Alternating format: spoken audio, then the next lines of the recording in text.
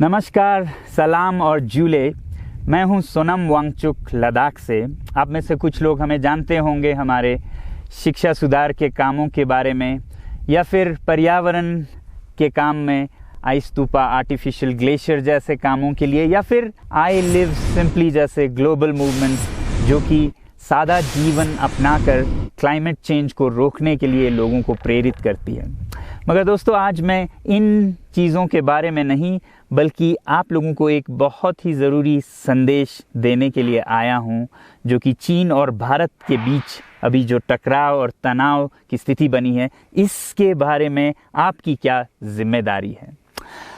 मैं लद्दाख में हूं और आप देख रहे हैं सिंधु नदी को बहते हुए यहाँ, और वो जो पहाड़ियाँ हैं उनके पीछे नुब्रा और चांगथांग के वो इलाके हैं जहाँ पर ये तनाव बढ़ता जा रहा है। हज़ारों सैनिक वहाँ ले जाए जा चुके हैं। सुनने में आया है चीनी वायुसेना के जहाज़ भी वहाँ तैनात किए गए हैं, और एक घंटे पहले भारतीय वायुसेना के जहाज़ भी मेरे ऊपर मंडरा रहे थे। सामान्यतः जब सीमा पर तनाव होता है तो हम आप जैसे नागरिक ये सोचकर सो जाते हैं रात को कि सैनिक इसका जवाब दे देंगे। मगर मैं आज आप लोगों को ये ज़रूरी बात बताना चाहता हूँ कि इस बार सिर्फ सैनिक जवाब नहीं, दो तरफा जवाब हो और उसमें नागरिक जवाब भी हो। तो आप जैसे नागरिक दिल्ली, मुंबई और बेंगलोर और अनेक शहरों से क्या कर सकते हैं इसमें, ये समझने के लिए पहले हमें समझनी होगी चीन की ये हरकत और वो ऐसा क्यों कर रहा है। आपने देखा होगा कि ये सिर्फ भारत के साथ नहीं हो रहा है, बल्कि पिछले कई हफ्तों से चीन ये दक्षिण चीनी सागर में वियतनाम, ताइवान और अब हांगकांग के साथ भी छेड़खानी कर रहा है। और मेरा ये विश्लेषण है कि वो ये सब किसी देश के साथ दुश्मनी के वजह से ज़्यादा अपने अंदर की समस्याओं को सुलझाने के लिए कर रहा है। आज चीन को सबसे बड़ा डर है तो अपने जनता से डर है। उनकी 140 करोड़ की आबादी, जो कि एक बंधुआ मजदूर की तरह बिना मानवाधिकारों के चीनी तानाशाह सरकार के लिए काम करते हैं और उसे धनी बनाते हैं। जब वो नाराज़ हो जाए तो फिर एक क्रांति की सी परिस्थिति बन पड़ती है, और इससे चीन बहुत डरता है। आज कोरोना के प्रकोप के बाद चीन में फैक्ट्रियां बंद हैं, एक्सपोर्ट्स बंद हैं और बेरोज़गारी 20% तक बढ़ चुकी है। लोग बहुत नाराज़ हैं, क्रांति हो सकती है, तख्ता पलट हो सकता है। इसीलिए चीन पड़ोसियों से दुश्मनी करके अपनी जनता को अपने साथ जोड़ने में लगा हुआ है, और ये पहली बार नहीं कर रहा है। 1962 में जब भारत के साथ जंग की तो वो जंग भी उसने अपने जनता को संभालने के लिए की थी। तब 4 साल का अकाल और भूखमरी हुई थी, और इससे ध्यान हटाने के लिए ये जंग की थी। चीन के लिए अपनी जीडीपी और जो खुशहाली है उसे बढ़ाते रहना बहुत ही ज़रूरी है, और जिस दिन जीडीपी घट जाए वहाँ की जनता क्रांति के लिए तैयार है। मैं तो कहता हूँ कि इस बार भारत की बुलेट पावर से भी ज़्यादा वॉलेट पावर काम आएगी। जो नागरिक पैसा खर्चते हैं चीन के सामान को खरीदने में, ज़रा सोचिए, हम आप भारतीय उद्योग को मारकर चीन से मूर्तियों से कपड़ों तक हर साल 5 लाख करोड़ के सामान खरीदते हैं, और फिर यह पैसा आगे जाकर हमारे सीमा पर हथियार और बंदूक बनकर हमारे सैनिकों के मौत का कारण बन सकती हैं। तो इसलिए अगर हमारे देश के 130 करोड़ लोग और 3 करोड़ जो भारतीय बाहर के देशों में हैं, सब मिलकर भारत में और बल्कि दुनिया भर में एक boycott made in China movement या अभियान शुरू करते हैं, तो आज दुनिया भर में चीन के प्रति रोष है।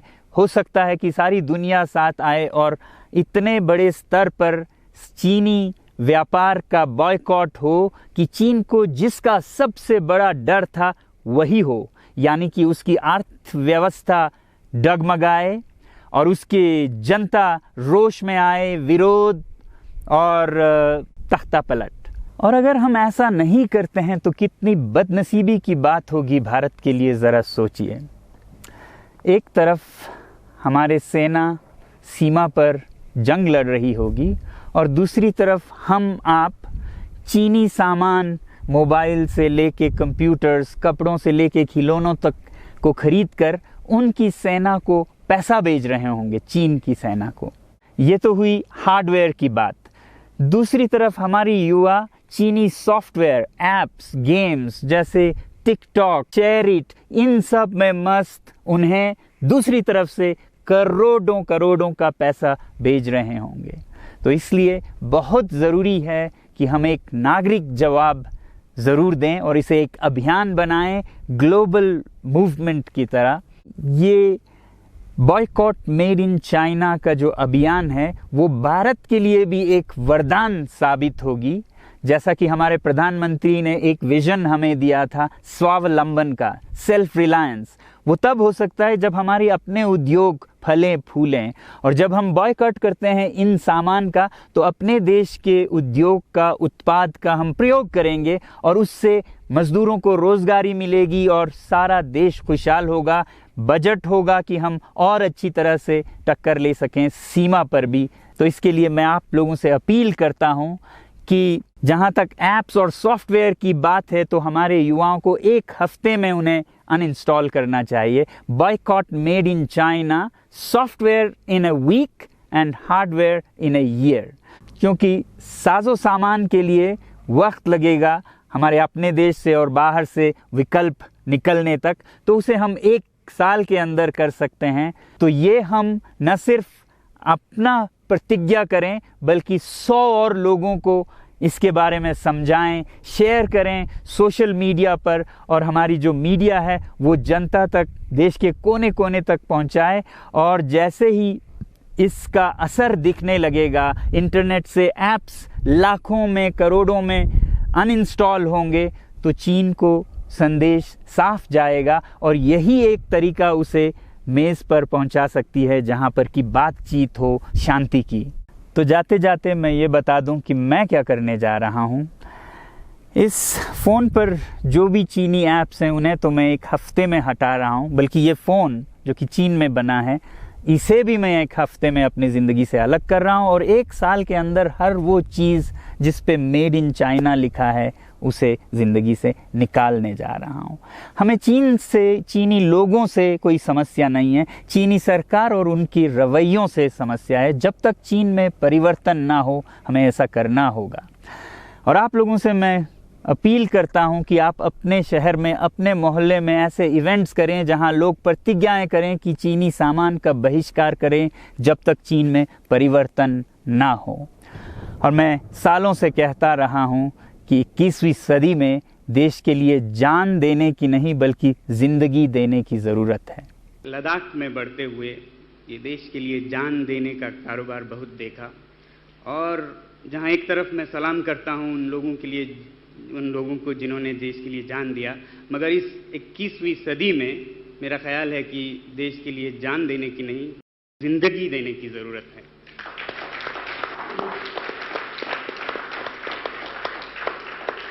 तो आप भी निभाइएगा अपना रोल। जय हिंद।